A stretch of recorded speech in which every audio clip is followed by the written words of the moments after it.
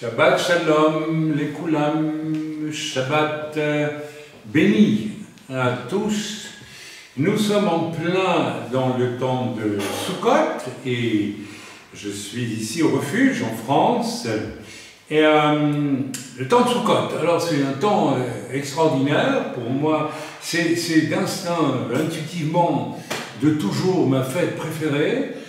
C'est probablement la fête au cours de laquelle les enseignements rabbiniques valables nous précisent que le Messie va se manifester. Alors bien sûr, le Mashiach pour nous, c'est Yeshua, et donc j'ai une très profonde affection pour la fête de Sukkot, et en la pratiquant cette année, non pas d'une manière rituelle, formaliste, mais pour essayer d'en saisir les profondeurs, eh bien, j'ai découvert des profondeurs extraordinaires qui me font comprendre pourquoi j'aime profondément la fête de Sukkot.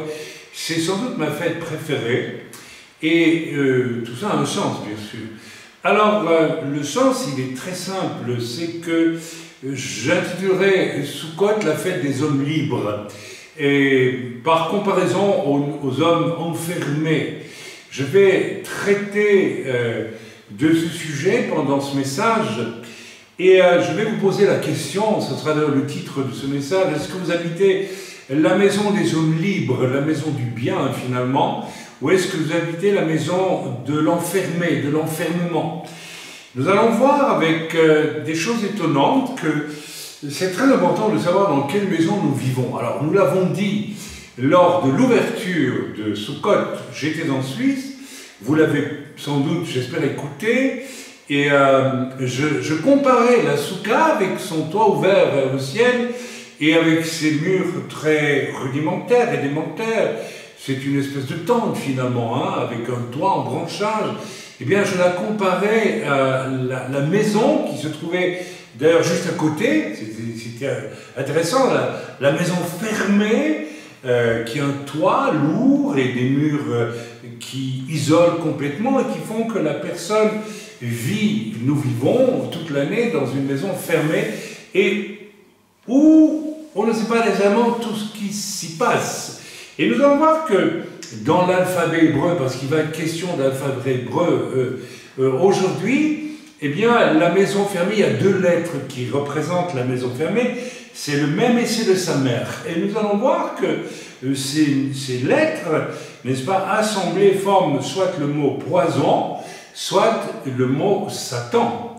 Alors, c'est assez impressionnant parce que ce sont les deux seules lettres fermées dans l'alphabet hébreu et elles ont comme signification, assemblée en tout cas, poison, le poison et le Sam qui est finalement, qui correspond au nom de Satan. Alors c'est assez intéressant, donc je vous provoque un petit peu, quelle maison habitez-vous? N'allez pas trop vite pour répondre, parce que nous pensons tous que nous n'habitons pas la maison fermée, mais que nous habitons la maison ouverte. Et nous disons tous que nous sommes pèlerins sur la terre, et etc., etc. Mais lorsque l'on examine d'un peu plus près nos choix, et je parle ici autant aux juifs, religieux qui se réclament de la loi uniquement, qu'aux chrétiens et juifs messianiques y compris, etc., etc. N'est-ce pas? Parce que, à y réfléchir avec beaucoup de recul, puisque j'ai 71 ans depuis quelques jours, 71 pour les Français, et je fais des bilans, c'est très étrange, c'est très étonnant comme d'entrer dans cet âge entre 70 et 80, où l'on fait des bilans, c'est très intéressant de faire des bilans. C'est comme visiter justement une maison et faire l'inventaire de tout ce qui s'y trouve, parce que généralement on y vit, on n'a pas le temps de trop faire attention à tout, et puis on fait un bilan. Et ce bilan m'a vraiment étonné en préparant ce message, parce que j'ai réalisé à quel point, et j'aimerais que vous preniez avec beaucoup d'attention ce que je vais dire, la plupart d'entre nous et les serviteurs de Dieu n'échappent pas du tout à cette difficulté, puisqu'ils sont des humains avant tout, vivent dans une maison fermée et non pas dans la maison ouverte. Alors aujourd'hui, nous allons étudier 2 lettres de l'alphabet hébreu. On va commencer par la 2e lettre, et c'est le bet. Alors je vais vous montrer sur la caméra la lettre bet. Je l'ai ici, c'est une lettre très particulière parce qu'en fait, c'est la lettre, et nous allons le voir très vite, qui, n'est-ce pas, voilà, le bet, vous l'avez ici, le bet. Vous voyez ce bet, et c'est une lettre fermée en haut, avec un petit crochet qui monte vers le ciel, ce qui indique dans la symbolique hébraïque quelque chose qui a à voir avec Dieu. Et puis vous avez le côté droit ou gauche selon qu'on le regarde, c'est le droit, qui est fermé également, et en dessous c'est fermé, mais par contre, tourné vers la gauche, je vous le signale, et non vers la droite, vous avez une ouverture. C'est une maison ouverte. Nous pouvons comparer les lettres hébraïques du calendrier hébreu à des maisons. Alors ici, nous avons une maison ouverte. Et ouverte, retenez bien vers la gauche. Pourquoi vers la gauche? Je vous remontre. Eh bien parce qu'en hébreu, on écrit de droite à gauche, alors que en français, en anglais, enfin bref, dans les langues occidentales, on va écrire au contraire de gauche vers la droite. C'est très intéressant. Je ne vais pas me lancer dans la compréhension de l'écriture de gauche à droite, mais il y a un sens en hébreu qui est extraordinaire à mon avis. C'est que si la maison du bet est ouverte, et le bet est la première lettre qui suit l'Aleph, dont je vais parler dans quelques instants, le bet étant aussi la première lettre que l'on trouve dans la Bible en hébreu, dans Bereshit, qui se traduit très approximativement, à mon avis, comme au commencement. C'est beaucoup plus compliqué que ça, Bereshit, il y a beaucoup de choses à dire sur Bereshit. Mais retenez, c'est la première lettre, c'est la lettre, n'est-ce pas, d'ouverture vers quoi? Eh bien, tout simplement, je vous remonte le bet, qui s'écrit donc de droite à gauche, et la droite symbolise généralement, on va dire, le monde de l'honneur, le monde du bien, le monde on peut dire du divin quelque part. Il nous est dit dans l'Écriture que Yeshua est assis à la droite du Père. Il n'est pas assis à la gauche, il est assis à la droite du Père, et cela a une signification. Tandis que la gauche en général est plutôt assimilée aux choses qui ne sont pas bonnes. Donc nous avons dès le départ, en hébreu et non pas en français ou en anglais, si nous considérons le bet qui correspond au B en français, avec la différence que le B en français, en anglais, etc., s'écrit en fait avec 2 ronds l'un sur l'autre, hein. Et voilà, mais on ne va pas parler du B français ou anglais, on va rester sur le... Donc il y a une déclaration dès la première lettre de la Genèse dans Bereshit. Homme, tu vas aller du bien absolu, qui est d'ailleurs représenté par le Aleph, qui est la première lettre de l'alphabet. Je vous montre hébreu, je vous montre le Aleph, et qui nous parle bien sûr du divin, le Aleph. C'est ma lettre préférée d'intuition de toujours. À nos éditions, j'ai donné, n'est-ce pas, j'ai repris ce sigle, le Aleph, que vous pouvez voir dans toutes les couvertures de nos livres, le fameux Aleph. Alors, donc le bet, ici, est la première lettre qui implique quelque chose qui va concerner le monde de l'humain, hein, puisque Dieu crée la terre pour que les humains y vivent, y agissent, y aillent vers un destin. Alors, d'emblée, nous pouvons lire quelque chose d'intéressant dans cette ouverture du bet qui est fermée sur la droite. Le Aleph le précède, et le bet est fermé et semble séparé de Dieu, mais il n'est pas séparé de Dieu, mais il y a comme une séparation, c'est la signification profonde, et que Dieu se tient en silence d'une certaine façon, pas tout le temps, pas nécessairement, par rapport aux bêtes qui représentent la première lettre de la création, donc la première lettre où l'homme va être invité à habiter la terre pour y agir.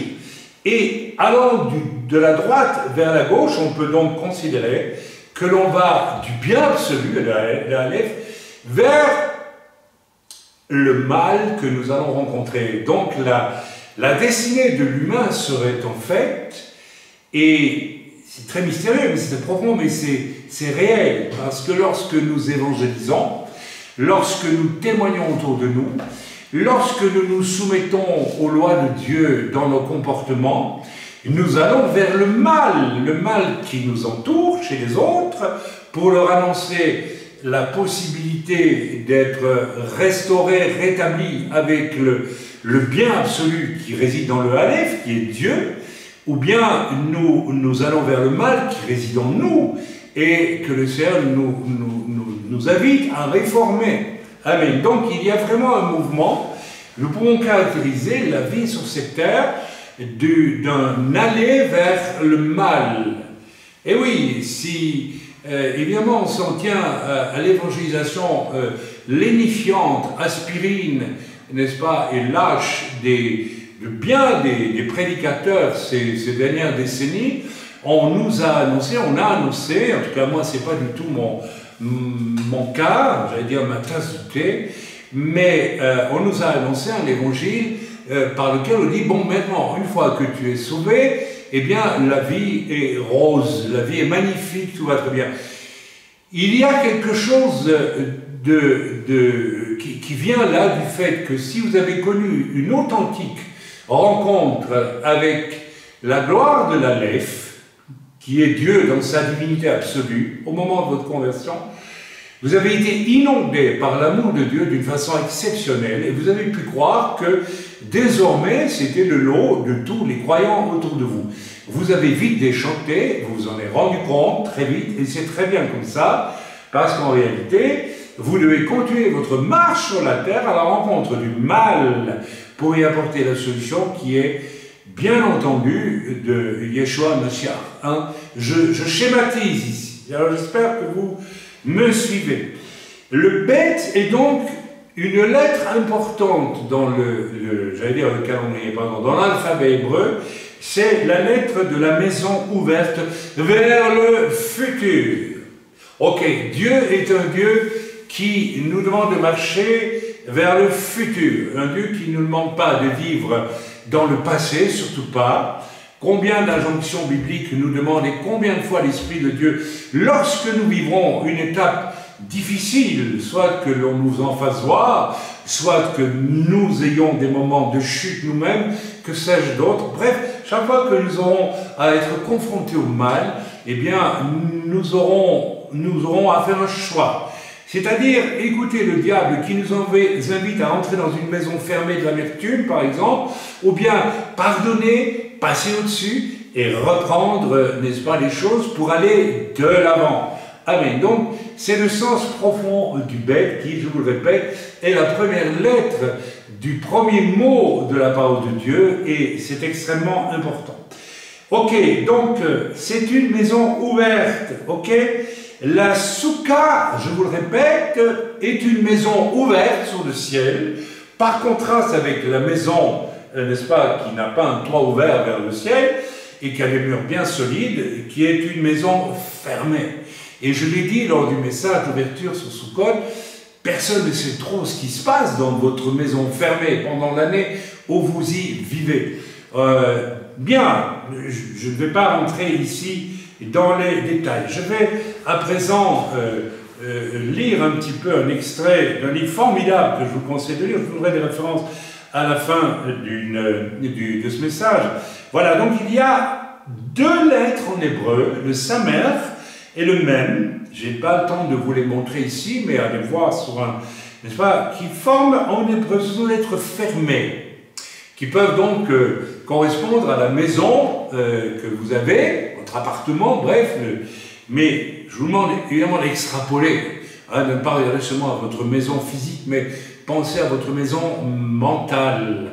votre maison mentale. Et là, vous allez vous rendre compte, si vous voulez être honnête, qu'au fur et à mesure de ce message, vous allez réaliser, vous êtes probablement, à toutes sortes de niveaux, profondément enfermé. Amen. On peut être enfermé dans la maison de sa dénomination. On peut être enfermé dans la maison d'un serviteur de Dieu.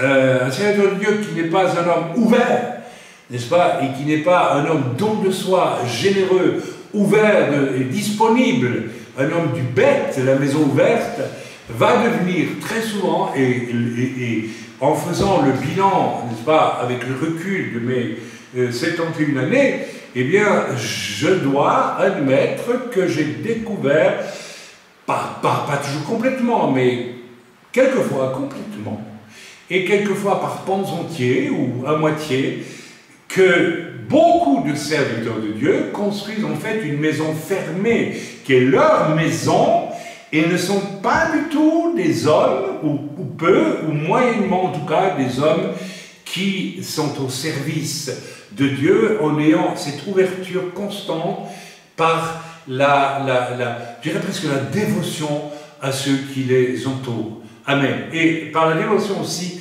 au plan de Dieu. Une des difficultés de beaucoup d'hommes de Dieu, beaucoup de chrétiens, beaucoup de messianiques aujourd'hui, beaucoup de religieux en général, c'est qu'ils ne peuvent pas entendre la voix de Dieu parce qu'ils ont fermé les quatre murs de leur maison, et là vous ne pouvez pas entendre la voix de Dieu. Je continue donc, voilà, sa mère et mère sont, et même sont des lettres, c'est le S et le M en français si vous voulez, forment en hébreu le mot Sam qui signifie quoi? Poison. Le mot Sam en hébreu signifie poison. Les autres lettres, donc je vous l'ai déjà dit, ont une porte ouverte toutes, n'est-ce pas? Alors que le mot Sam, qui désigne aussi Satan. Alors c'est très intéressant parce que ces deux lettres, sa mère et même, contiennent en fait du poison et Satan. Là, je schématise, il n'y a pas de poison ni Satan dans les lettres, hein, mais dans la symbolique. Donc ceci était extrêmement important. On continue à lire. Les autres lettres ont au moins une ouverture. La lettre bête est considérée comme la lettre de la création. Amen. Création. Alors, nous ne créons rien, nous qui sommes des créatures, mais nous sommes invités à rentrer dans le grand mouvement de la création qui part du bien absolu à la rencontre du mal, que nous côtoyons tous les jours, pour, n'est-ce pas, pratiquer au fond une restauration de la création. Et quand le Seigneur va revenir, les Juifs parlent beaucoup de cela. On appelle ça la restauration, la réparation. Hein. Quel est le terme hébreu? Toi, tu le sais, j'ai oublié. Enfin, la notion de réparer est extrêmement importante. Et je pense qu'il y a là, évidemment, un message qui va, mais alors absolument avec la mort et la résurrection de Yeshua, qui est une promesse de réparation, de restauration. Et si le Seigneur revient bientôt pour installer un millénium sous sa direction, sous sa houlette, c'est un millénium de restauration, de réparation. Amen. Donc, c'est extrêmement important. Le bête est donc la lettre de la création, et j'ai envie de dire, elle nous concerne aussi comme un mouvement de réparation, de restauration, dans lequel nous devons être happés dès que nous acceptons le Seigneur pour aller de l'avant et servir à la restauration. Si vous amenez une âme à Christ, vous restaurez quelque chose. Et si vous laissez l'Esprit de Dieu vaincre le mal en vous, vous restaurez quelque chose. Si vous arrivez à donner une prophétie dans le cadre de l'Église, pas de prophéties en langue qui sont traduites ou en français qui sont données directement dans l'Église, vous restaurez quelque chose, puisque la prophétie est donnée pour encourager, vous m'avez compris.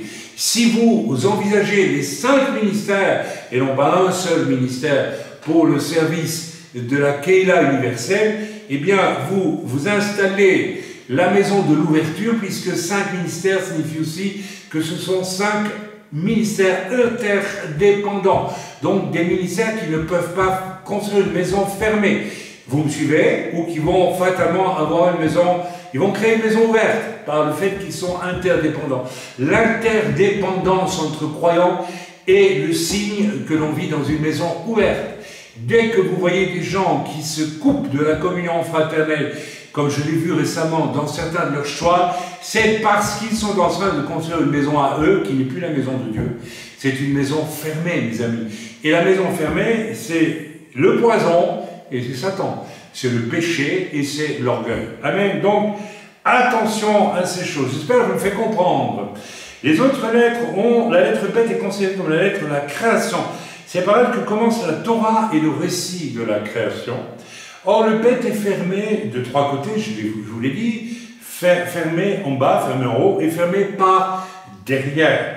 Sa seule ouverture, c'est le vent vers l'avant. Cela exprime l'idée que j'ai quelque chose à faire ici-bas. Vous voyez, c'est pas moi qui dis, c'est dans ce livre écrit par de merveilleux commentateurs, il faut bien, là, Josie Eisenberg et Andine Steinsaltz. Alors, c'est pas intéressant parce que, intuitivement, conduit par l'esprit, toutes ces notions, je les ai perçues, et puis, j'ai été conduit, comme par hasard, à commencer à relire un livre que j'avais lu, mais un peu hâtivement, je dois bien le reconnaître, il y a des années maintenant. C'est ce fameux livre, L'alphabet sacré, de Josie Eisenberg et Andine Steinsaltz. Vous trouvez ça chez Fayard. Amen. Remarquable, il faut le lire. Amen. N'en déplaise aux personnes qui vous accuseront de judaïser. Vous n'abuserez pas du tout. Vous serez plongé en plein dans l'univers de la Torah, c'est-à-dire de la Bible. N'est-ce pas? Amen. On continue. Voilà. Il y a un texte célèbre dit ici, Andine Steinsaltz, il dit ici, voilà, malheur à celui qui se demande de ce qu'il y avait avant et ce qui se passera après. Ça veut dire, tu dois vivre dans l'action, sous la houlette de Dieu, aujourd'hui, et tu dois avoir cette disposition, n'est-ce pas, très ouverte. Il faudrait effectivement, quand on regarde la lettre bête, elle tourne le dos à la lettre Aleph. Et oui, Aleph, bête, Gimel, Dalet. Donc Aleph est la première lettre. Amen, qui désigne l'unité et la transcendance. Le divin dans son absolu. On va peut-être aller voir un peu plus encore dans une de ces lectures. Alors, voilà, donc le Aleph, c'est la lettre de l'unité. De l'unité. Nous pensons que c'est l'unité entre le Père, le Fils et l'Esprit, bien sûr. Elle désigne le Dieu qui est un, sa forme est significative, une pointe vers le haut, vers Dieu, une autre vers le bas, qui est le monde, et tout communique par la barre diagonale qui représente la Torah. L'Aleph est d'ailleurs l'initiale de deux des principaux noms divins, Ehyeh, je serai celui que je serai, n'est-ce pas, et Adonai, le Seigneur. Je vais vous montrer la lettre Aleph, qui est une lettre mystérieuse, très mystérieuse, puisque ce n'est pas par cette lettre que la Torah, la parole de Dieu, n'est-ce pas, commence, mais bien par le bête. Donc le Aleph représente, et je le répète au passage, ça a toujours été ma lettre préférée, d'intuition, eh bien, ça représente le divin dans toute son unité, sa beauté, sa gloire, sa force, et un divin qui se met en retrait quelque part pour que le bête puisse, n'est-ce pas, représenter ce que nous aussi nous avons, représente d'abord la création. Dieu crée, mais ensuite, n'est-ce pas, la création est remise dans les mains de l'homme et nous devons aller de l'avant avec cette création. La maison fermée, dont j'ai parlé un peu, et que le Samer et le même représente, n'est-ce pas, eh bien, tout simplement, représente au sommet, n'est-ce pas, l'orgueil de Satan. N'est-ce pas, il faut se rappeler c'est une évidence, c'est que le but, et combien je l'ai vérifié quand, je vous l'ai dit, je suis dans une période de ma vie très intéressante parce que je passe tout ce que j'ai vécu au tamis et je vérifie. Je pense qu'à peu près quotidiennement, le diable a essayé de m'enfermer de mille manières depuis que je suis au Seigneur. Plus vous avez eu une conversion puissante, plus vous êtes un homme appelé à vivre du bête, de la maison ouverte, plus le diable va essayer de fermer ses portes. Alors, il y a mille choses, il y a les attaques terribles qui vont limiter votre réputation, voire la ruiner. J'ai connu cela, tout jeune ministère, n'est-ce pas, avec cette femme apostate qui nous avait fait un don 2 ans avant d'être apostate, et un don que nous n'avions même pas accepté au départ, mais qu'elle a insisté pour donner. Et puis, étant tombée, ayant abandonné le Seigneur, elle a désiré retrouver ce don, et le seul moyen d'y arriver était d'essayer d'envoyer des moyens, n'est-ce pas, en justice. Ça n'a pas marché en justice parce qu'il n'y avait rien de répréhensible chez nous. Alors elle s'est tournée vers une commission anti-secte en Belgique, et là, elle a désiré vraiment ruiner ma réputation par toute une série de mensonges, mensonges que nous aurions toujours pu démontrer être des mensonges, parce que nous avons tous les éléments pour ça, y compris un journal officiel belge qui s'appelle Le Moniteur. Mais voilà, le problème est que j'ai mis 2 ans avant d'être mis au courant de cette abomination, et au bout de 2 ans, il y a prescription. Donc lorsque j'ai voulu me défendre même en justice pour essayer de, n'est-ce pas, voilà, de faire condamner cette femme qui avait quand même prêté serment devant une commission alors qu'elle ment, eh bien, je ne pouvais plus rien faire. Après, les années ont passé, je me suis adressé plusieurs fois, même à des avocats, et on m'a dit, monsieur, on s'attaque à gros, parce que derrière cette femme, il y avait aussi une institution dans laquelle se trouvait, si je me souviens bien, un prêtre catholique. Or, j'ai eu sur le dos en Belgique, il y a déjà 30 ans, les jésuites, parce que j'évangélisais dans une zone qui leur appartenait depuis des siècles, n'est-ce pas, les Ardennes belges. J'ai aussi compris que j'avais contre moi des néo-nazis, oui, absolument, puisque j'habitais à la frontière allemande dans une région qui avait été assez favorable au nazisme pendant la guerre, et que, en plus, enfin voilà, je m'arrête là, et l'on m'a fait comprendre par avocat interposé, finalement, vous vous attaquez à quelque chose pour la simple et bonne raison que toutes les personnes qui étaient accusées par cette commission, pas, il y avait les adorateurs de l'oignon, les adorateurs du poireau, les sectes de je ne sais tout quoi, eh bien, ont été convoquées par cette commission pour qu'on les écoute. Il y a une personne qui n'a jamais été convoquée à l'époque pour venir s'expliquer, eh bien, c'est moi. Donc, j'ai compris que tout cela était une... Alors, voilà, donc, évidemment, ce terrible complot, n'est-ce pas, eh bien, s'est trouvé relayé de plus en plus. Chaque fois que le diable voulait m'enfermer, ne serait-ce que dans l'amertume, ne serait-ce que dans le désespoir, eh bien, alors c'est un exemple, mais au quotidien, et ça vous l'avez tous vécu, vous avez certainement vérifié que quelquefois vous vous levez avec un sentiment de mal-être, d'angoisse, etc. Vous ne savez même pas pourquoi. Eh bien, tout simplement, vous êtes confronté au maître absolu de la maison fermée, qui est le diable, n'est-ce pas? Puisque Sam se dit en hébreu, Sam en hébreu signifie Satan. Voilà, alors le plus grand patron absolu de cette maison s'appelle Satan, et bien sûr, n'est-ce pas, le mal le plus absolu par lequel nous sommes enfermés dans la maison, n'est-ce pas, du Samer ou du même, eh bien, c'est, alors attention à ça, c'est l'orgueil. L'orgueil, c'est une espèce de puissance incroyable qui cherche à vous centrer sur vous, et si vous vous centrez sur vous, vous n'êtes plus ouvert vers l'extérieur, vous n'êtes plus dans le bête, vous fermez le bête, et vous en faites un même, finalement, si on veut bien voir les choses ainsi. Vous fermez sur 4 côtés, et le même, c'est la lettre, n'est-ce pas, et voilà, donc le Samer aussi.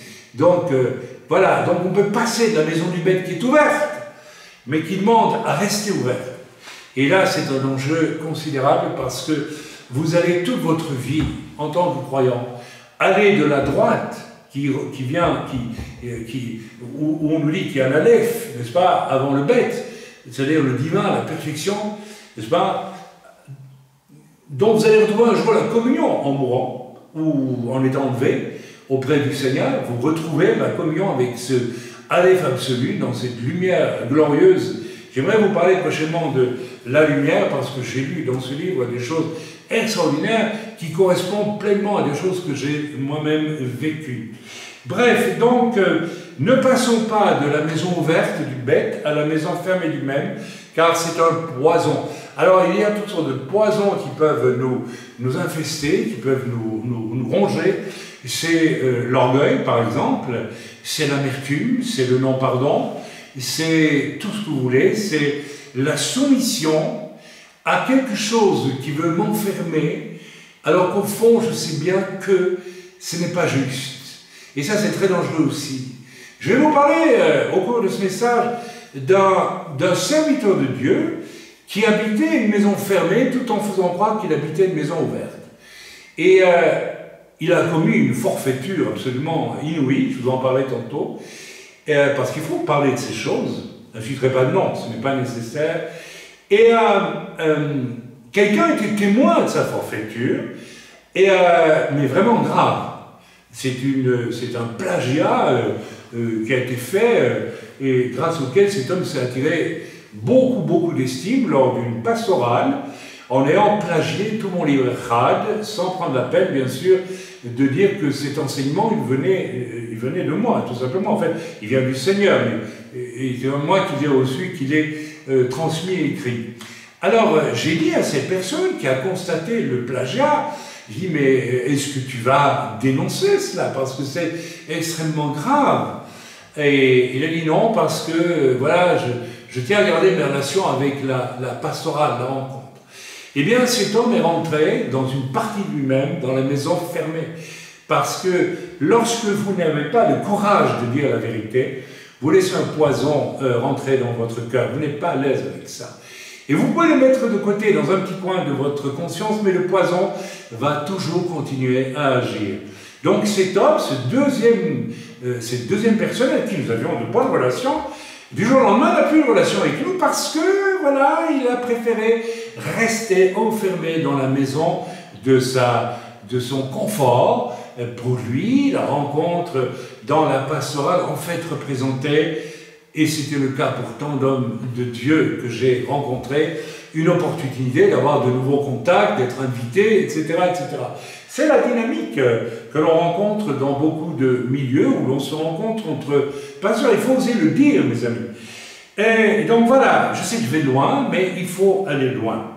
Donc l'Écriture nous invite fortement à ne pas nous laisser, n'est-ce pas, je l'ai dit, enfermés par l'amertume, l'échec du passé. Nous avons tous des échecs et nous ne devons surtout pas par orgueil nous y arrêter. Nous devons demander au pardon au Seigneur quand nous avons un échec, là où l'échec implique de la désobéissance ou bien une œuvre de la chair qui a voulu prendre la place de l'œuvre de l'esprit.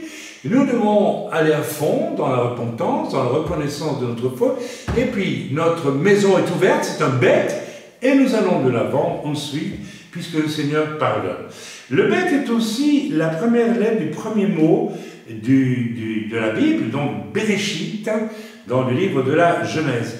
Et le mot Bereshit, n'est-ce pas, signifie, je l'ai dit, le commencement, le départ de tout.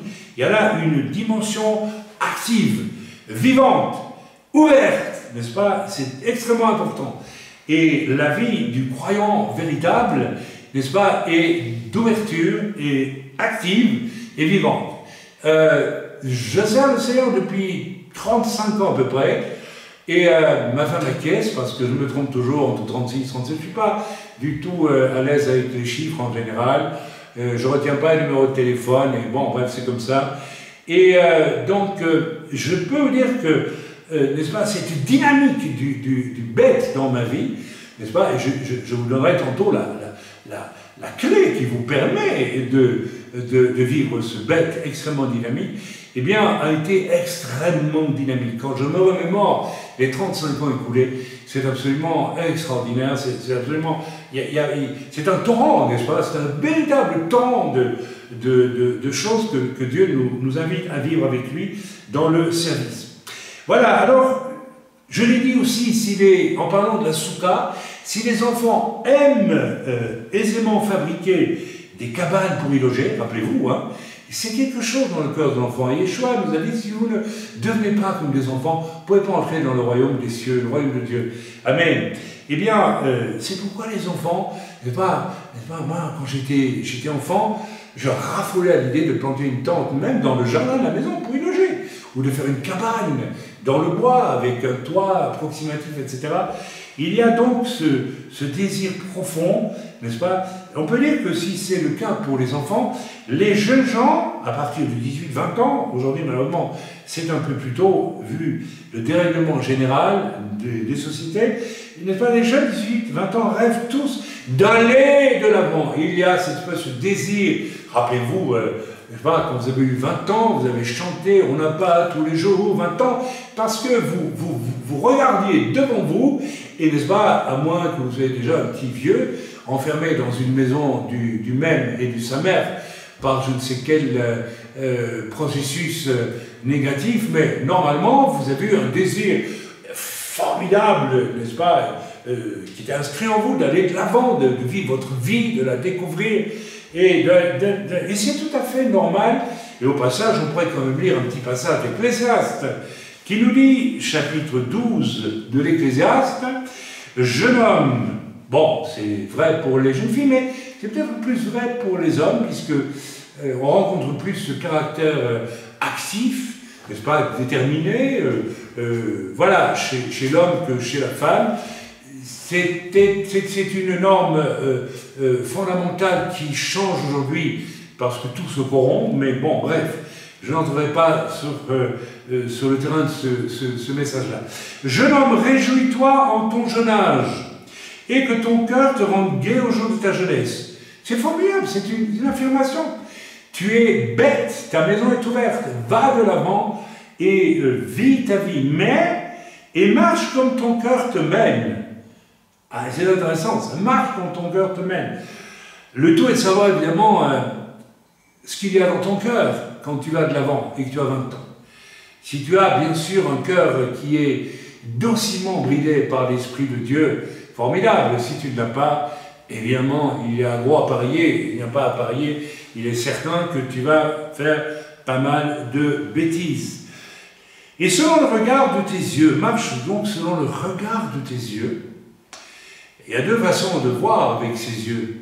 Il y a la convoitise et puis il y a la retenue, n'est-ce pas? Voilà. Et ça, c'est vrai pour tous les domaines de la vie.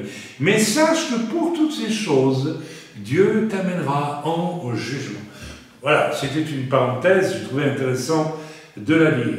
Entre parenthèses, je voudrais saluer ici, c'est une parenthèse que j'ouvre, tous les membres dans le Fresque tous m'ont écrit parce qu'ils ont demandé pardon au Seigneur pour beaucoup de choses au moment de Kippour, et plusieurs m'ont écrit aussi pour me demander pardon, etc., etc. Je les en remercie.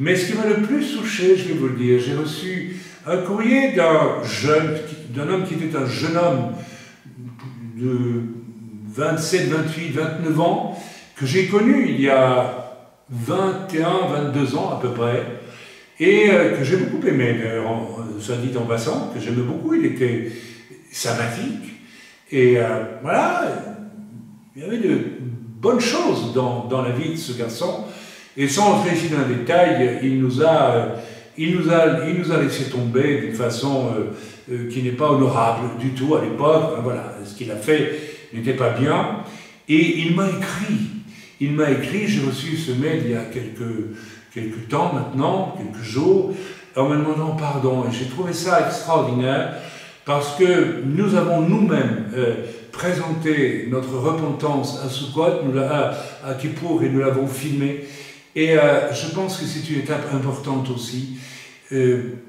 Tout péché qui n'est pas confessé dans nos relations les uns avec les autres signifie que quelque part nous avons formé une petite maison fermée dans laquelle il y a du poison et dans laquelle règne Satan. Donc il était très important, c'est pas par hasard que nous avons vécu Rosh Hashanah, Kippour et puis Sukkot. Si nous voulons vraiment vivre un Sukkot vivant et être pour les temps qui viennent, temps très difficiles, des êtres ouverts et approuvés de Dieu, recevant la rescousse de Dieu pour de façon absolument surnaturelle. C'est la fin de mon message que je vais vous prêcher dans quelques instants. Eh bien, si nous n'avons pas fait le ménage de toutes nos petites maisons fermées, dans lesquelles nous enfermons nos secrets et notre jalousie, notre haine, nos calomnies, nos médisances, nos méchancetés, que sais-je d'autre, eh bien, nous ne pouvons pas avoir accès à Sukkot. Nous ne sommes pas dans la maison du bête ouverte, et que Dieu, avec le Aleph par derrière, poussant du salvation. Vous savez, le Aleph est la lettre du divin qui ne se révèle pas.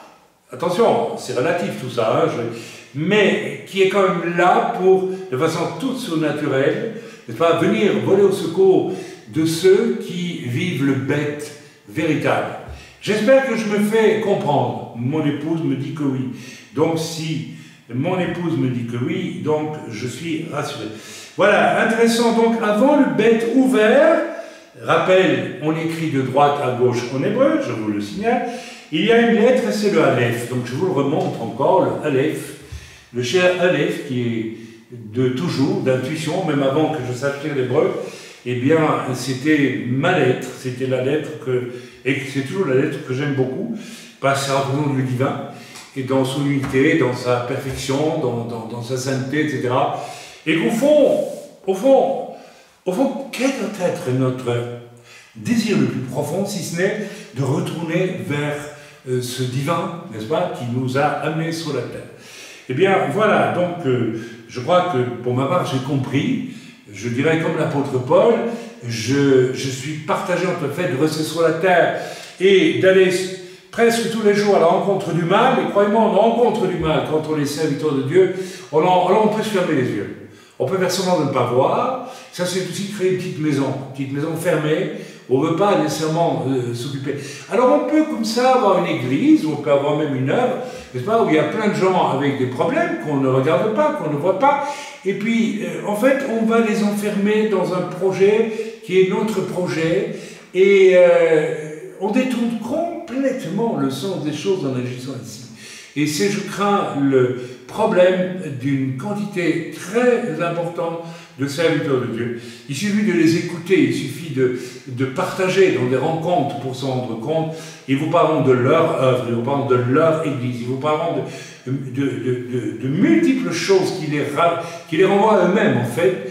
Et ils sont dans une maison fermée, ils l'ignorent. Et c'est une maison de l'orgueil, mes amis. Alors que, je vous le répète, la parole de Dieu, avec les 5 ministères, les dons de l'esprit, c'est les 2 fondements de la formation marchande que j'ai pratiqué, que j'espère encore pouvoir pratiquer un jour avec des jeunes qui ont un appel pour servir le Seigneur. Eh bien, ces simples choses-là vont créer notre relativité. Je ne peux pas être apôtre tout seul, je ne peux pas être pasteur tout seul, je ne peux pas être prophète tout seul, je ne peux pas être évangéliste tout seul, je ne peux pas être docteur tout seul, c'est pas possible.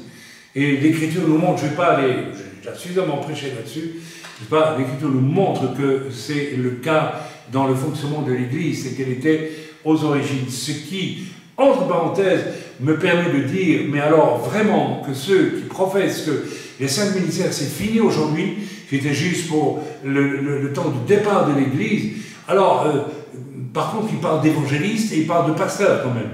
Alors, et même de docteurs parfois. Donc il y a des docteurs, il y a des pasteurs, des évangélistes, mais des apôtres, des prophètes, ça n'existe plus. Alors on vous dit que tous les ministères, c'est pour le début de l'Église, mais ça n'existe plus, mais il y a quand même des pasteurs. Ça n'a aucun sens. En fait, ces gens-là ont créé une maison fermée, mes amis. Une maison fermée qui n'est plus, n'est-ce pas, le regard ouvert de l'humain sur l'Écriture telle qu'elle est. Amen.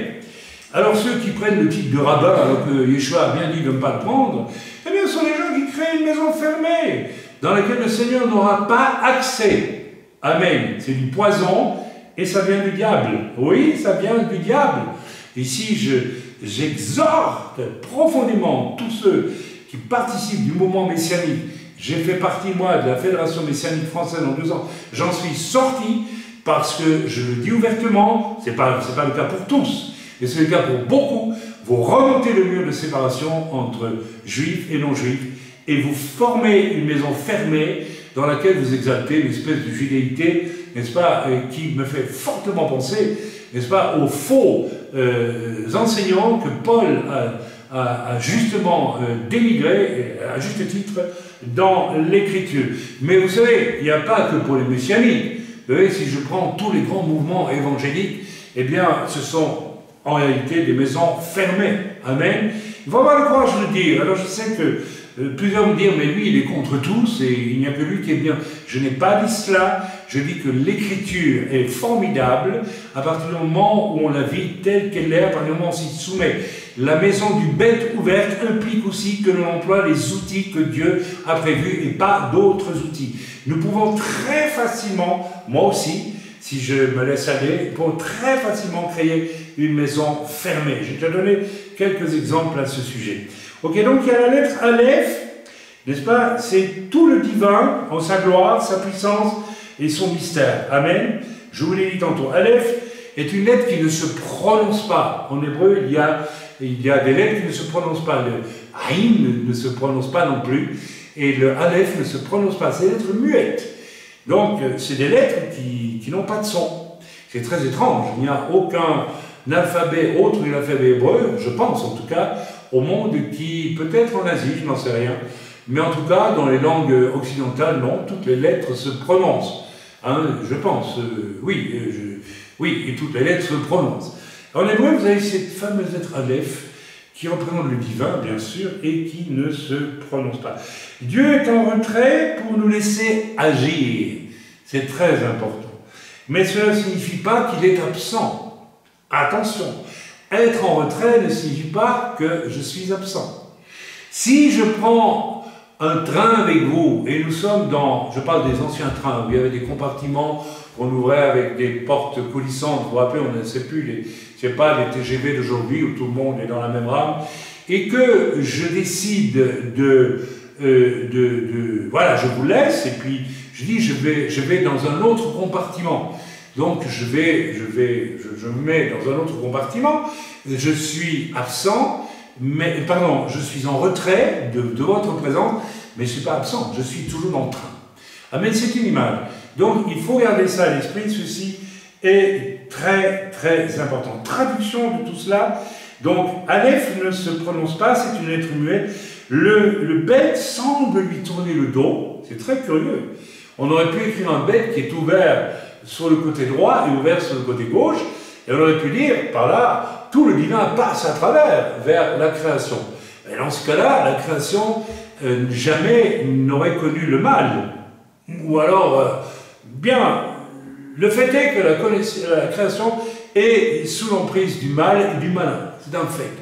Et donc le bête est fermé, et c'est l'humain, c'est nous les humains, Adam, notre père, et son épouse Ève, en premier, Ève, qui avons initié le mal vers lequel nous devons aller maintenant, je dirais presque quotidiennement, pour essayer de le résorber d'une certaine façon.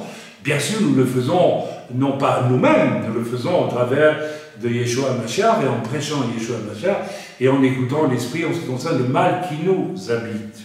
Amen. Donc, traduction, si le bête semble tourner le dos à l'Aleph, mais c'est pour s'ouvrir sur l'action, sur le futur. Je l'ai dit, traduction, à ceux qui avancent avec foi, alors attention, parce que j'ai prêché, Samuel a prêché un message sur l'amour, et bien sûr, nous connaissons tous ce passage de l'Épître aux Corinthiens qui dit que, n'est-ce pas, la foi, l'amour et l'espérance, la foi et l'amour sont les choses les plus importantes, et que l'amour est la plus grande des trois, la plus importante des trois. De toute évidence, parce que l'amour, c'est Dieu. Dieu est amour. Donc, Dieu est fatalement plus grand que la foi, n'est-ce pas? Mais la foi, sans la foi, il est impossible d'être agréable à Dieu.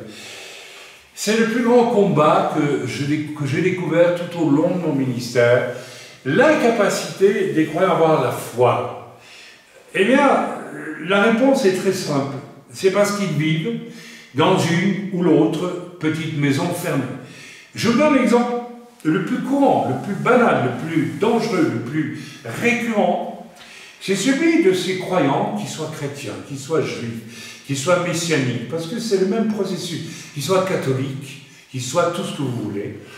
N'est-ce pas? Les gens délèguent, abdient complètement, beaucoup de personnes, de leur responsabilité d'être, en tant qu'humains, appelés à marcher aussi dans une œuvre dynamique au service du Seigneur. Nous avons tous un appel, nous avons tous un travail sur cette terre. Nous avons tous un travail sur cette terre. Et ils se ferment à cela, donc ils ferment la partie ouverte de leur bête pour s'installer dans une maison fermée. Et quelle est cette maison fermée? Eh bien, je vais suivre un homme qui va me guider en tout, qui va être mon répondant, et finalement mon répondant devant Dieu. Mes amis, ça c'est absolument faux. En tant que serviteur, quel que soit mon ministère, je suis appelé, en participant du bec ouvert vers vous, je suis appelé à vous apporter. C'est ce que je suis en train de faire là en ce moment pendant que je prêche. Mais je ne suis pas Dieu. Loin. Alors là, vraiment pas du tout. Et je suis un homme, c'est tout. Mais n'abdiquez pas, ne soyez pas paresseux avec votre propre destinée sur la terre.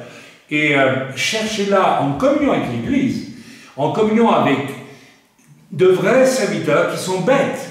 Le problème aussi, et là je mets un grand point d'exclamation, j'en ai même deux, faites attention, parce que si en plus vous vivez une relation, je dirais, dépendante, pour ne pas rentrer dans votre appel à vous, pour être un peu paresseux, pour ne pas dire fainéant, n'est-ce pas, j'ose le mot, c'est un peu dur, eh bien, et que vous le faites avec un homme qui, lui, veut vous inviter dans sa maison, vous m'avez compris, un serviteur de Dieu qui vous enferme dans sa maison, alors vous êtes dans un échange de procédés extrêmement dangereux, et je vous rappelle que vous êtes empoisonné. Vous vous empoisonnez vous-même en refusant votre destinée, et vous êtes dans la maison de Satan, en vous laissant enfermer dans quelque chose qui est construit par un homme pour l'homme, mais pas, n'est-ce pas, pour Dieu. Mes amis, je n'accuse ici personne. Je dis que cette tendance à faire d'une église, d'une œuvre, d'une dénomination, déjà le fait qu'il y ait une dénomination est déjà, n'est-ce pas, en soi, le fait que l'on veut créer une maison fermée, qui est séparée des autres. Amen. Il y a là, il faut le dire, il y a un domaine de réflexion qui doit être absolument mené à bout. Mais bon, je reviens à ce que je disais. Donc, le fait de marcher dans le bête, par la foi, n'est-ce pas, eh bien, va en Dieu, donc, et le fait d'être prêt à régler, n'est-ce pas, tous mes choix, mais alors, tous mes choix, au quotidien, jusqu'à ma respiration, à régler, jusqu'à ma simple respiration, mes amis. Donc, ce qu'il y a de plus intime en moi. Et la moindre parcelle de mon être, n'est-ce pas, à Dieu, par la foi, n'est-ce pas, nous pouvons compter, alors je répète, à tous ceux qui, par la foi, veulent marcher. Et bien sûr que c'est pas facile. On peut avoir un bec légèrement ouvert et très fermé, parce qu'on se dit, ouais, c'est dur la vie. Hein. On peut l'ouvrir un peu plus, dire, oui, mais attention, pas plus loin que ça, parce que non, c'est trop. C'est comme ce pasteur qui, sachant, n'est-ce pas, qu'il avait assisté à une vilenie, a décidé pourtant il était très ouvert quand je l'ai connu, mais il a refermé un petit peu son bête. Mais vous savez, le bête est écrit, je vais vous le remontrer, et il doit être invariable. Voilà le bête. Il est très largement ouvert. Et votre bête, votre vie, votre être intérieur doit être complètement ouvert, quels que soient les coups que vous allez peut-être recevoir. Et je dirais que, vous savez, le Seigneur nous a dit, n'est-ce pas, dans ce fameux message qu'il a donné sur les hauteurs de Capharnaüm en Israël, n'est-ce pas, heureux serez-vous lorsque l'on vous persécutera, parce qu'ainsi on a fait aux prophètes. Les prophètes étaient des hommes avec un bec ouvert grand comme ça, pour prophétiser des choses qui arriveraient des siècles plus tard. Il fallait des hommes avec un cœur de bête vraiment ouvert. Des hommes qui en ont pris plein la figure, plus d'une fois. Mais le bête est resté ouvert. Il n'a pas rétréci. C'est pas un bête modulable selon les circonstances. Seigneur, quand tout va bien, je trouve mon bête, ça va. Quand c'est un peu difficile, je le referme. Et à la limite, je crée une paroi d'une maison fermée. Amen. Alors, si vous avez cette disposition à l'ouverture, vous devez savoir une chose, écoutez bien ce que je veux dire. C'est que le Aleph qui représente le divin et qui se tient à l'écart de vous, va néanmoins intervenir. D'où tout le surnaturel absolument magnifique que l'on découvre dans la Torah, chez les prophètes par exemple. Vous n'avez jamais été frappé de voir à quel point il y a un surnaturel absolument stupéfiant chez les prophètes, n'est-ce pas, du Tanakh. C'est absolument extraordinaire. Eh bien, je vais vous dire quelque chose. Ce surnaturel de Dieu est toujours disponible aujourd'hui dans le cœur de Dieu, mais très peu de croyants, et de moins en moins, semble-t-il, y ont accès parce que leurs maisons sont fermées pour toutes sortes de raisons. Amen. Donc, je tiens à vous dire que si vous marchez vraiment dans cette ouverture face, n'est-ce pas, au monde qui est devant vous, avec la mission que Dieu vous donne, qui est de témoigner, qui est de bénir, qui est d'aimer, qui est de prévenir, qui est d'amener les gens à l'église, non pas pour faire grandir l'église, mais pour qu'eux soient sauvés. C'est ça l'essentiel.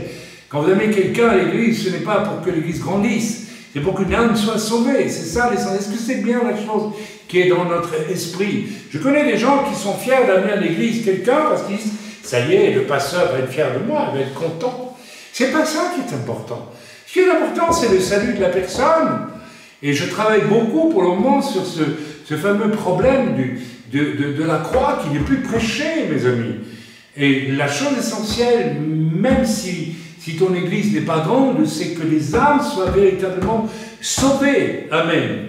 Amen. Donc, voilà. Donc, mes amis, je voulais vraiment vous dire, le Aleph et le Bet s'écrivent, je répète, donc de droite vers la gauche. Amen. Je l'ai dit tantôt, la droite représente, je crois, dans toutes les cultures, le bien, le positif, la lumière, tandis que le gauche représente plutôt le négatif. Je l'ai dit tantôt, Jésus est assis à la droite du Père et non pas à la gauche. Ok, donc l'humain en Christ, Yeshua, avec la puissance du Père, représentée par le Aleph dans l'alphabet hébreu, est destiné à aller vers le monde du mal pour l'éclairer. Nous sommes appelés à éclairer le monde. Amen. C'est tellement important, ok?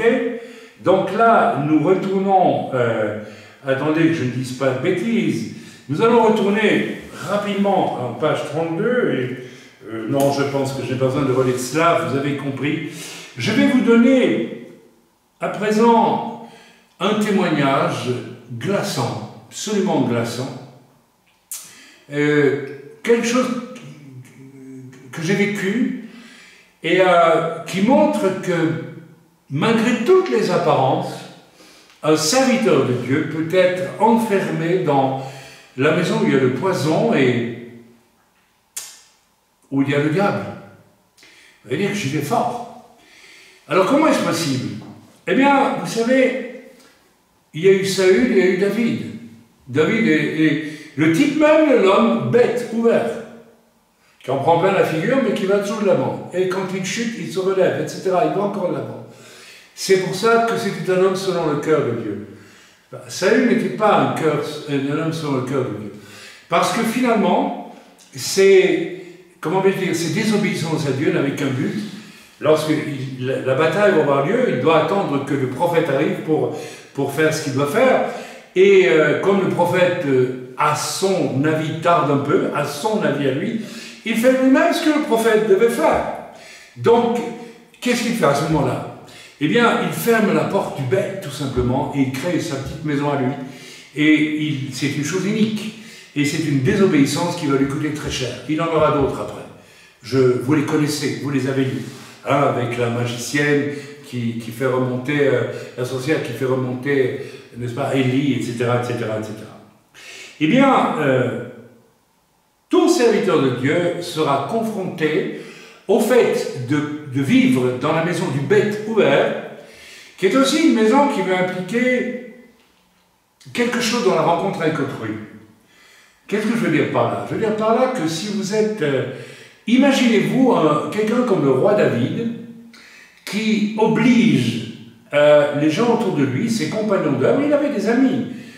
Par exemple, le fils de Saul était un grand ami de David, mais l'oblige à travailler pour lui. C'est-à-dire l'oblige à entrer dans une construction qui serait la sienne et non pas celle de Dieu.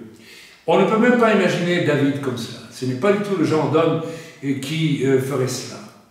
Alors posons-nous la question, est-ce que, en tant que serviteurs, nous sommes vraiment ces gens ouverts, et lorsque nous allons rencontrer, n'est-ce pas, des plus jeunes, allons-nous être habités par ce désir de les faire entrer à notre service? Oh, d'une manière subtile. Oh, d'une manière subtile. Vous savez, j'ai connu des hommes de Dieu importants, et qui vous flattent, qui vous sourient, qui vous... voilà, tout ce que vous voulez, mais qui au fond n'ont qu'un désir, c'est que vous entriez dans leur structure pour travailler pour eux, à côté d'eux, et non pas pour le Seigneur. Là où il y a un loupé magistral, et ce n'est pas rare. C'est une question d'état d'esprit, j'insiste là-dessus, il faut absolument réfléchir à ça. Si tu n'es pas capable, en tant que serviteur, ou en tant que seul croyant, à respecter l'autre que tu rencontres, pour l'aider à rentrer lui-même dans son appel bête, dans sa maison ouverte pour aller de l'avant, il y a, j'espère le faire comprendre, il y a un grand problème. Attention à ça. Alors je vais vous donner ce témoignage. J'ai écrit il y a plusieurs années 2 livres qui ont été remarqués. Bon, ben gloire à Dieu, c'était Bénédiction du Père, Bénédiction du Père. Et j'ai écrit ici même, sur le balcon de cette maison, on s'en rappelait hier à mon épouse, ces 2 livres formidables, c'est tout le monde qui l'a dit, hein, et je crois qu'ils sont formidables. Voilà, c'est gloire à Dieu pour cela, et pas gloire à Chaim.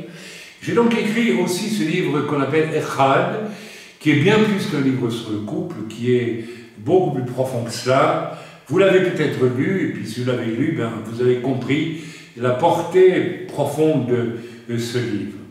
Alors, j'ai été conduit un jour à envoyer, comme ça, ces 2 livres à un serviteur de Dieu très connu, très connu.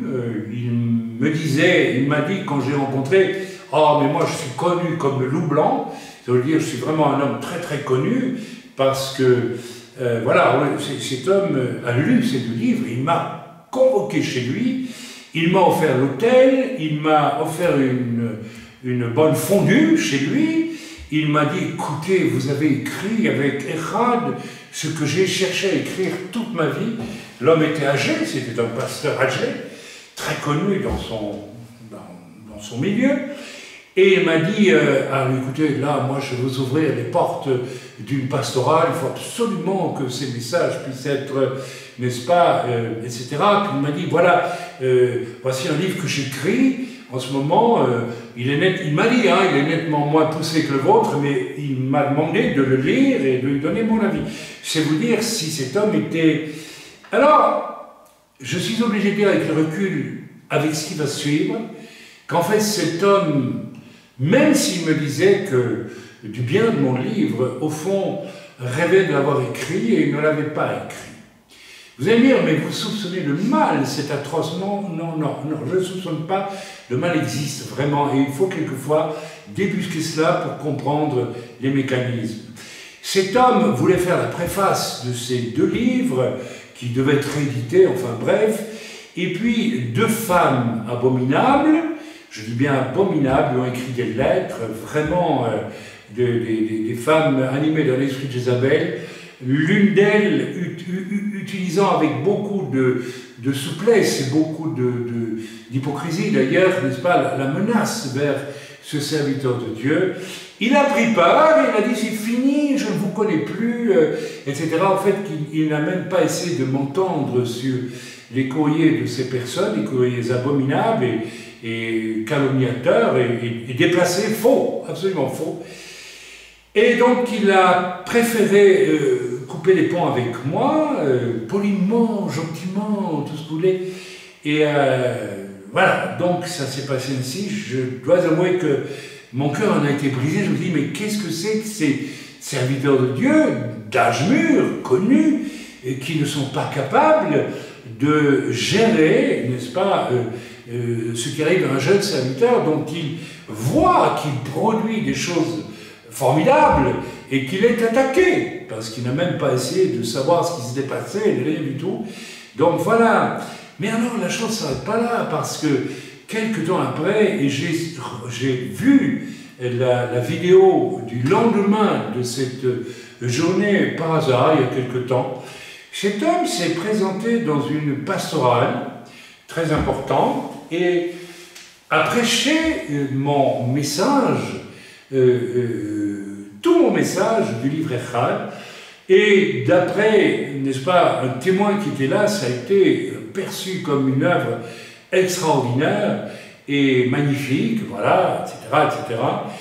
Et le problème, c'est qu'il y avait présent un pasteur chez lequel j'avais prêché ce message tiré du livre Echad, et il s'était passé des choses extraordinaires dans l'église de cet homme, et donc il m'a téléphoné, il m'a dit « je suis ébahi, je ne comprends pas, qu'est-ce qui s'est passé ?» Cet homme a répété presque mot pour mot tout ton message, celui qui lui prêchait chez nous. Visiblement, il t'a spolié, il t'a pris ton message. Alors, frères et sœurs, j'entends déjà des critiques qui me disent « mais l'essentiel est que le message a été diffusé ». C'est vrai, c'est vrai. Mais qu'est-ce qu'il y avait dans le cœur d'un homme comme cela, qui d'ailleurs a disparu peu de temps après?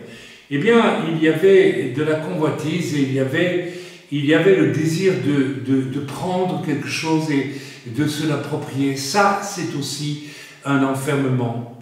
Le devoir de cet homme était de continuer dans un esprit bête d'ouverture à m'aider, à donner ce message, à l'ouvrir sur toutes sortes d'églises.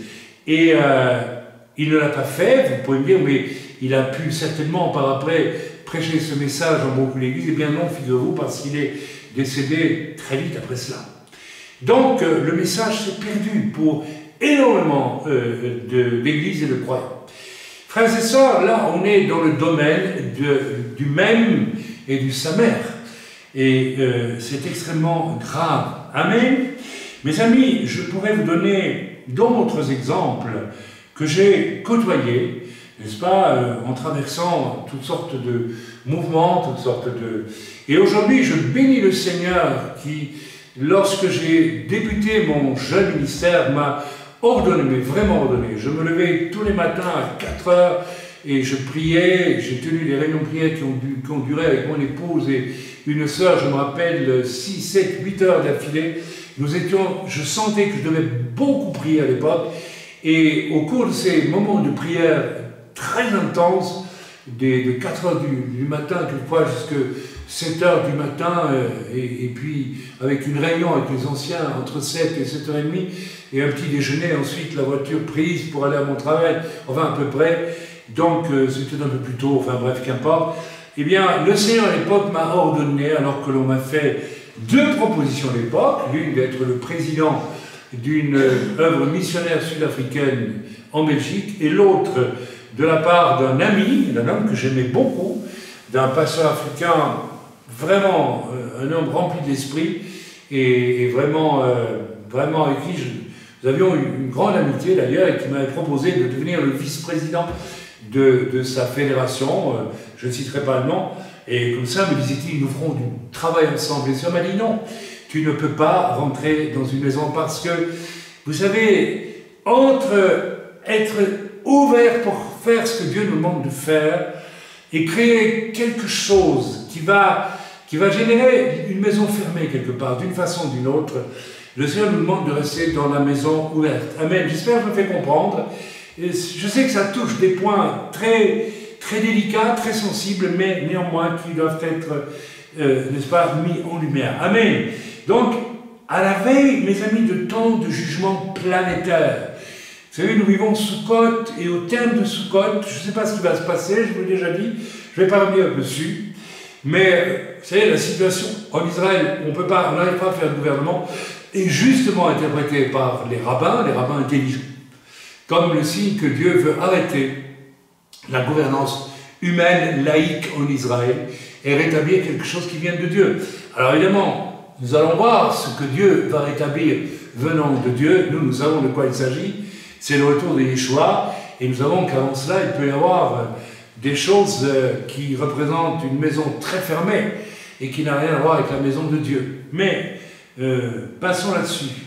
Bien donc que nous sommes à la veille, nous voyons tout ce qui se passe en Syrie en ce moment, etc., des Russes qui descendent un peu plus vers Israël. Bon, Gog et Magog est à la porte.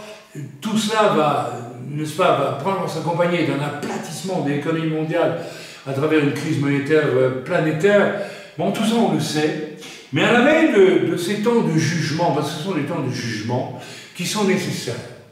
Mes amis, nous vivons, j'aimerais que vous fassiez très attention, parce que malgré tout le travail qu'ont accompli sur la terre depuis, je dirais, 2000 ans, des hommes et des femmes de Dieu vraiment bêtes, ouverts, qui ont accepté de souffrir aussi, en restant ouverts, eh bien, il est possible que tout le travail n'a pas pu être fait par tous ceux qui n'ont pas été bêtes, et je pense que si on fait refaire l'histoire de l'Église, elle était bien plus souvent une maison fermée.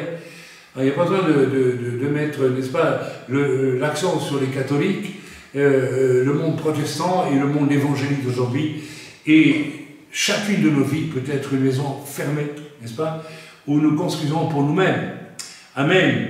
Comme l'a dit Samuel dans le dernier message qu'il a donné, pourquoi est-il si difficile? Il a dit de porter sa croix. Je ne suis pas très d'accord avec ce qu'il a dit là, mais c'est si difficile en fait de rester ouvert pour servir Dieu. Parce que nous sommes égoïstes. Et parce que nous voulons faire notre petite maison à nous. Alors il a dit aussi, oui, si vous souhaitez, ça probablement c'était un peu quelque chose, une parole, un réma, construire votre vie chrétienne bien confortable avec votre petit foyer et votre petite profession et vos petits revenus, etc. Si c'est ça votre but, vous construisez une maison fermée. Vous n'êtes pas, n'est-ce pas, dans la dynamique du bête ouvert, n'est-ce pas, qui, normalement, vous savez, moi j'ai eu trois emplois différents après ma conversion. Pendant 7 ans j'ai travaillé. J'ai perdu chaque fois mes emplois parce que je témoignais. L'essentiel pour moi n'était pas de faire une carrière dans le monde, n'est-ce pas, où je travaillais, mais l'essentiel était pour moi d'utiliser cette opportunité pour pouvoir, dans la région où j'étais, parce que j'ai changé de région chaque fois, eh bien, essayer d'apporter, n'est-ce pas, le salut en Jésus-Christ. J'en ai perdu mes emplois, mais chaque fois que j'ai perdu un emploi, le lendemain à peu près, j'avais un nouvel emploi. Le lendemain, mes amis. Alors voilà déjà une manifestation de ce qu'est l'Aleph, qui semble être coupé du bête, mais qui représente Dieu en retrait, mais Dieu présent quand même. Alors j'aimerais vous dire que si votre vie est un bête ouvert, vous devez, dans les temps difficiles qui viennent, non pas vous replier frilosement sur vous, c'est la tentation la plus grande qui va survenir sur toute la terre, et c'est l'épreuve sur toute la terre, mes amis, c'est, n'est-ce pas, à travers les jugements de Dieu, comment allons-nous réagir? Resterons-nous ouverts pour nous donner, ou bien allons-nous nous retirer pour fermer notre petite maison fermée? Amen, c'est ça le test des temps de la fin, avant le retour du Seigneur. C'est un test formidable, j'espère que vous me suivez, mais moi j'annonce à tous ceux, mais vraiment tous ceux qui, n'est-ce pas, veulent marcher ouverts, et je crois que j'ai touché quelques niveaux où l'on n'est pas nécessairement ouvert, n'est-ce pas? Eh bien, nous devons savoir que le surnaturel de Dieu, de ce Dieu qui se tient en retrait, n'est-ce pas, la symbolique du Aleph, eh bien, va intervenir de façon absolument spectaculaire dans nos vies. Je voudrais vous donner, j'aurais envie de vous donner plein de témoignages parce que là aussi, j'ai fait un bilan de toutes ces années écoulées et je me dis, mais qu'est-ce que c'est extraordinaire de voir ce que le Seigneur a fait d'absolument surnaturel, qui n'a plus rien de naturel, et ce sont des choses que je vais vous raconter. Je crois que je vais en raconter une, parce que je n'ai pas besoin d'en raconter toutes celles que j'ai connues.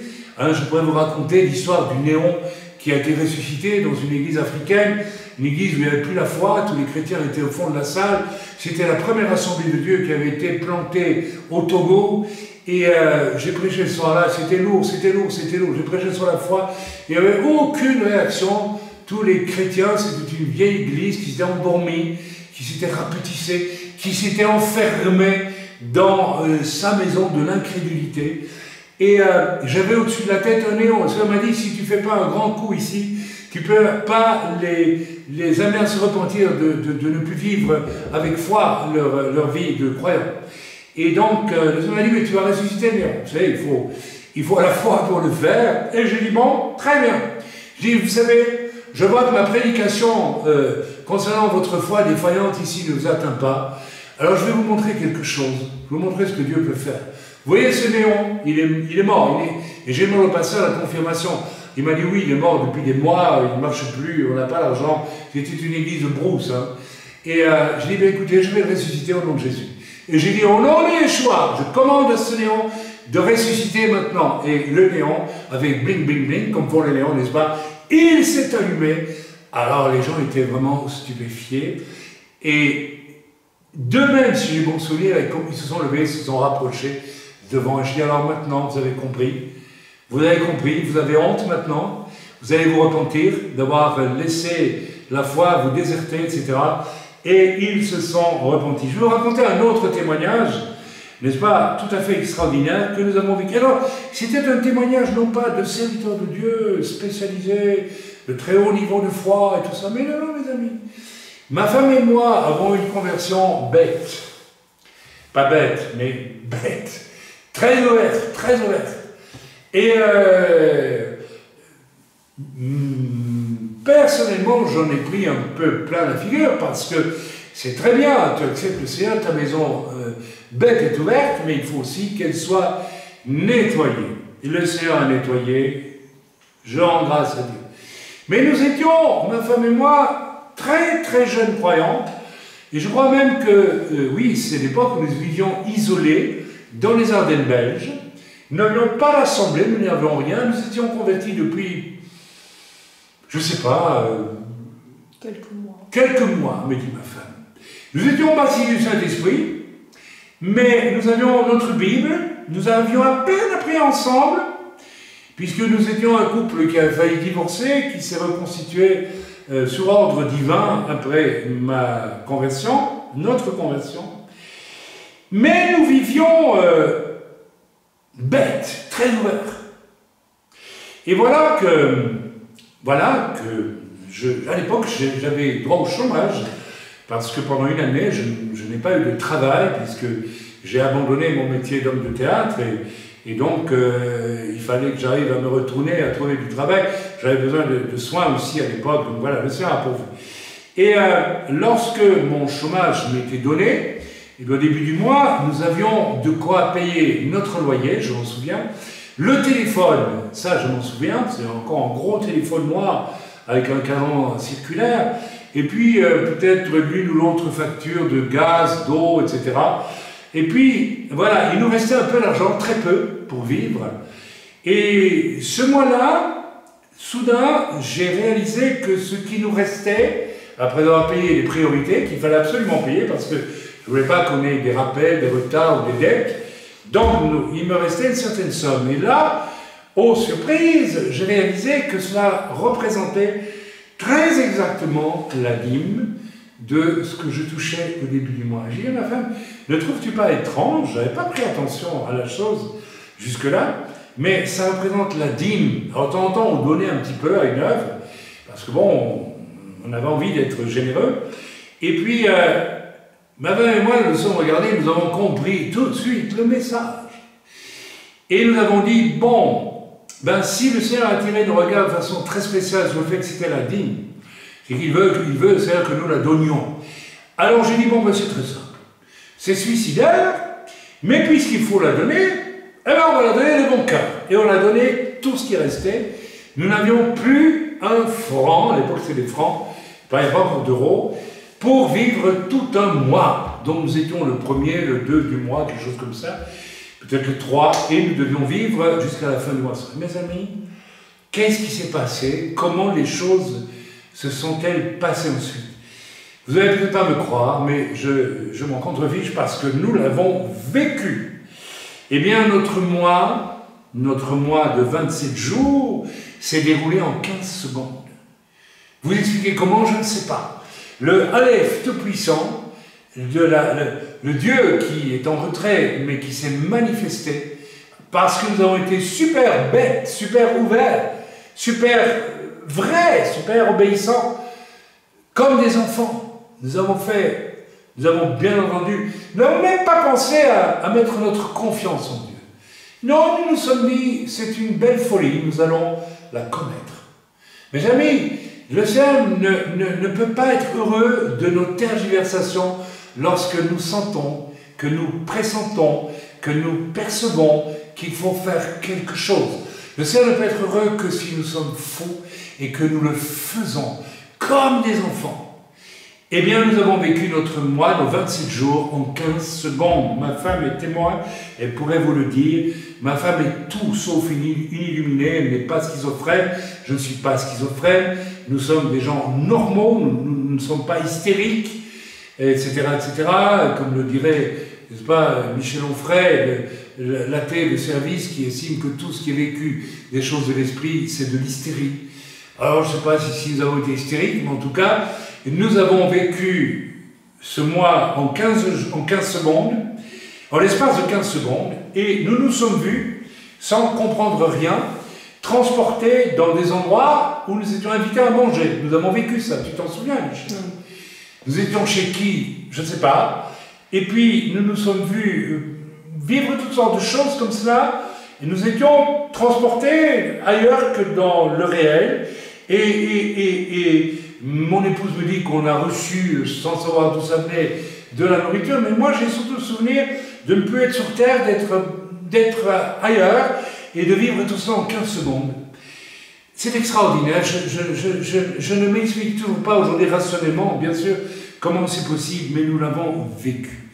Je pourrais aussi vous raconter comment nous avons vu Dieu créer, je dis bien créer, une pompe à essence neuve. J'ai déjà témoigné de cela, en plein milieu d'une forêt des Ardennes françaises. Il y a eu des témoins pour cela, mon épouse, moi-même et la sœur qui nous a amenés, n'est-ce pas, qui priait pour notre salut, qui était messianique, qui était la femme la plus honnête, la plus droite et la plus rigoureuse qui soit, et qui malheureusement a décédé aujourd'hui. Mais elle aurait pu attester aussi de la chose. Comment nous avons vécu cette expérience? Eh bien parce que nous avons loué le Seigneur et prié en langue pendant 1000 km à peu près, en revenant d'une convention qui se tenait à Vichy, dans le sud de la France.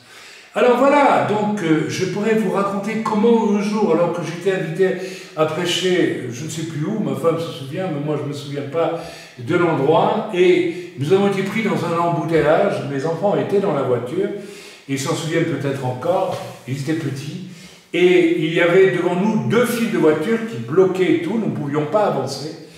Et j'ai regardé la montre, et puis ça bloquait. Nous marchions à 5 à l'heure, 10 à l'heure, je ne sais pas, un peu quelque chose comme ça. Et puis j'ai vite compris que je n'arriverais jamais à l'heure pour, n'est-ce pas, prêcher comme je devais le faire. Et alors j'ai prié. Et le Seigneur m'a dit, eh bien écoute, tu vois l'espace entre les 2 voitures qui sont devant toi, il est de peut-être d'1 mètre, même pas. Hein.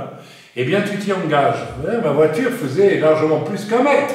Le devant d'une voiture, c'est, je sais pas, c'est 1 mètre 60, 1 mètre, je sais pas, 80, quelque chose comme ça. Je sais pas, peut-être moins, hein, mais il y avait manifestement pas la place pour que je roule entre les 2 voitures et puis que je remonte toute la file comme cela.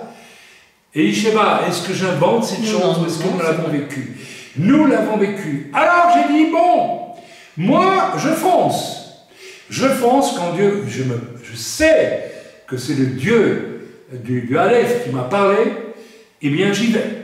Et nous sommes rentrés, nous avons poussé la voiture et nous avons remonté la file. Est-ce que j'invente, ma chérie? Non. Tu l'as vécu avec moi, nos enfants étaient là. Ce sont des prodiges extraordinaires. Et la clé, mes amis, elle est très simple. Elle est tout simplement le fait que nous avions le cœur tellement ouvert. Je n'allais pas prêcher dans cette église pour être sacré vedette du moment. J'allais dans cette église parce que j'avais une soif profonde de transmettre le message que Dieu m'avait donné. Et de manière générale, on me l'a reproché dans pas mal d'endroits, lorsque le message était terminé, j'avais toujours le souci de prier pour toutes les personnes qui demandaient la prière. Je me suis trouvé un jour dans une église, c'était à la Porte Ouverte, à Mulhouse, voilà, et n'est-ce pas, après avoir donné mon message, il y a eu une file de personnes, et jusqu'à 2 h du matin, 1 heure, 1 heure et demie, 2 heures même, j'ai prié parce que, voilà, c'était long, on m'a dit c'est long un peu, et je dis non, moi je suis au service, et si je dois même prier jusqu'à 7 heures du matin, je prierai pour le dernier besoin qui m'est présenté. Mes amis, est-ce que nous avons ce cœur qui bat dans la maison du bête qui est la nôtre, complètement ouverte pour les autres? Certes, les exemples que je viens de donner, je pourrais vous en donner plein d'autres, n'est-ce pas, sont des exemples du surnaturel de Dieu en action. C'est pas moi, hein, c'est Dieu. Très puissant et que beaucoup taxeront d'exceptionnel. Et, n'est-ce pas, inaccessible, difficile d'accès, etc. Eh bien, mes amis, c'est complètement faux. Vous l'avez compris maintenant, et c'est archi faux. Et pour les temps difficiles qui viennent, je vous invite à sortir de vos maisons closes, de vos maisons fermées, qui sont peut-être même closes, n'est-ce pas, où règne le péché, où règne tout ce que vous pouvez imaginer. Parce que vous savez, je suis étonné de voir, n'est-ce pas, je parle des gens qui vous calomnient, ça fait très mal, et on pardonne. Mais avec le recul, j'ai découvert que tous ceux qui calomnient sont des gens qui vivent dans une maison fermée. Je rappelle, le même et le saméar forment le mot sam, et qui est Satan, et le mot poison. Et en réalité, chez ceux-là, il y a souvent du péché caché, enfermé dans la maison. Alors, je m'adresse à vous ici, vraiment solennellement, n'est-ce pas, si vous croyez que le surnaturel de Dieu n'est pas disponible pour vous, c'est que vous vivez dans une maison fermée. Ouvrez, surtout, prenez ces décisions, maintenant que nous sommes à Soukot, peut-être vous vivez aussi sous la souka ces jours-ci, eh bien, vous avez compris que vous vivez dans la maison du bête, la maison ouverte vers les autres. Ça va être le moment d'être ouvert à tous les autres. Nous allons voir émerger le mal de manière absolue sur la terre. C'est le moment d'être ouvert, mes amis. Nous sommes toujours en position d'apporter la lumière là où règneront les ténèbres, et de plus en plus. Ça va durer un petit temps, c'est pas très long, et le Seigneur revient. Amen. Mais c'est faux, c'est archi faux, et je vous déclare, moi, que le surnaturel de Dieu est éminemment, j'allais dire accessible, mais je dirais disponible, n'est-ce pas, car c'est du divin, et Dieu se veut disponible et accessible. Amen, vous l'avez compris. Si vous pratiquez un bête ouvert de la vraie ouverture, et non le même et de sa mère de la maison fermée, je déclare ces choses, pas pour moi, n'est-ce pas, mais excusez-moi, je relis mes notes, elles sont un petit peu confuses. Voilà, c'est celui, n'est-ce pas, qui continue de se déclarer incrédule face à ces choses. Dieu qui veut, ceux qui diminuent Dieu en ses moyens, parce que c'est ce que beaucoup font. Vous savez, un jour j'ai entendu une femme qui m'a dit non, moi finalement, une des raisons pour lesquelles je quitte l'église, c'est que c'est trop haut pour moi, c'est trop fort pour moi. En réalité, cette personne avait construit une maison fermée, qui était celle de son égoïsme, qui était celle de son incrédulité, qui était celle de son confort. Ah, les chrétiens confortables, ah là là là là. Les chrétiens qui cherchent des hommes de Dieu, qui les bouleversent, mais à condition de ne pas être bouleversés. Eux, il ne faut pas les déranger. Ils cherchent, eux, des hommes bêtes, pas bêtes, mais bêtes, vous avez compris. Mais eux, il ne faut pas venir chatouiller le mur qui les enferme, n'est-ce pas? Il faut qu'ils restent ici. Amen. En fait, il est très étrange. Vous savez, on est à la limite du blasphématoire. Là. Quand on dit c'est trop pour moi, c'est inaccessible, je ne peux pas, etc. Mais c'est faux, mes amis. Le Seigneur a dit, si tu as de la foi comme un grain de sénévé, tu diras à cette montagne, jette-toi dans la mer et tu verras s'accomplir. C'est un défi. C'est un défi à quoi? C'est un défi à croire que Dieu est tout-puissant, il peut tout faire. Si tu ne vis pas, n'est-ce pas, ce surnaturel de Dieu comme une chose merveilleuse qui vient à toi, n'est-ce pas, parce que tu as un cœur d'enfant et tu restes ouvert. Ah, il faut du courage. Il faut du courage pour rester ouvert. Amen.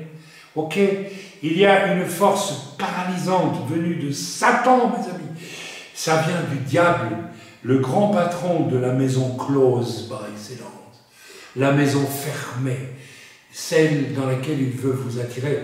Sa maison à lui est fermée. La maison de Dieu est ouverture, est amour. La maison de Satan est fermeté. Je veux te dominer, je veux t'amener dans ma maison, je veux te contrôler, je veux te désespérer, je veux te corrompre, je veux t'enorgueillir, je veux te faire de toi un homme qui construit pour lui-même et par lui-même, même un homme religieux. C'est de ça que je veux que tu sois fait. Ça n'a rien à voir avec ce que Dieu nous appelle à vivre. Amen. Ok, etc. Si nous avons la dynamique du bête dans notre cœur, ouvert vers le futur, toujours vers le futur, et dans l'instant présent, bien sûr, le futur de l'instant présent. Et la lèvre dans notre cœur, cela nous condamne à aller de l'avant en étant des vivants qui se donnent, n'est-ce pas? En fait, il fallait le dire, Yeshua, et je vais finir sur cela dans quelques instants, est la porte ouverte, la passerelle entre la lèvre et le bête, c'est Yeshua, mes amis. Si vous n'avez pas encore compris ça, vous n'avez rien compris. Non, Yeshua n'est pas venu pour créer une nouvelle religion. Oh, mes amis, quel balayage il va y avoir au retour du Seigneur. Yeshua a la porte ouverte entre le Aleph, qui représente son Père, bien sûr, et le bête qui vient incarner en mourant sur la croix, en ressuscitant pour nous. Il nous ouvre toute la porte. Il nous donne le droit, n'est-ce pas, de pouvoir dire, comme il le dit, même si je le voulais, je demande à mon Père, les légions d'anges, il viendrait. Yeshua avait conscience que tout le surnaturel de Dieu était à sa disposition. C'est la même chose pour nous aujourd'hui. Yeshua, avez-vous vraiment reçu Yeshua crucifié sur une croix pour vous, à cause de vos fautes, de vos péchés? Avez-vous été brisé de honte devant cela, au point de l'accepter, et d'accepter ensuite d'être une nouvelle créature, une créature du bête, ouverte? Amen. Yeshua, n'est-ce pas, est vraiment la passerelle qui nous mène, n'est-ce pas, à ce vécu, n'est-ce pas, qui en fait est à son image, tout simplement. Yeshua a vécu le surnaturel d'une manière quasi naturelle sur la terre. Mes amis, lorsque nous avons vécu en 15 secondes, n'est-ce pas, notre moi avec mon épouse, et nous n'avions plus un franc, nous avons vécu ça de manière naturelle. C'était du surnaturel absolu, vécu dans le naturel le plus absolu. Il n'y a pas eu un temps de réflexion, un temps de... Non, nous étions baignés dedans, etc. Lorsque je me suis engouffré entre les deux voitures, eh bien, c'était le surnaturel dans le naturel, tout simplement. Le miraculeux était évident, il n'a pas fait l'objet d'un jeûne, etc., ou de temps de prière spéciaux parce que j'aimerais recevoir de la puissance. Mais toute la puissance de Dieu est à ta disposition, mon ami. Mon ami, s'il te plaît, il faudrait que tu réfléchisses à ça, au terme de ce message, surtout dans les temps qui vont venir. Amen. Dans les temps, n'est-ce pas, qui vont venir, vous êtes appelés à vivre de l'exceptionnel, non pas pour lui-même, mais avec des cœurs d'enfants. Soyez des enfants qui ressemblent à ce bête, accompagnés dans leur dos silencieusement par ce Dieu représenté par le Aleph, et qui veut vous bénir, mais pas de bénédiction qu'on vous a ressassé. Bénédiction inspirée, bénédiction prospérité, bénédiction va te coucher sur des tombes pour recevoir l'onction de machin et de bazar, toutes ces bêtises, tout ce faux spirituel qui n'est que de la magie. Je vous souhaite une fin de Sukkot bénie en Yeshua Mashiach.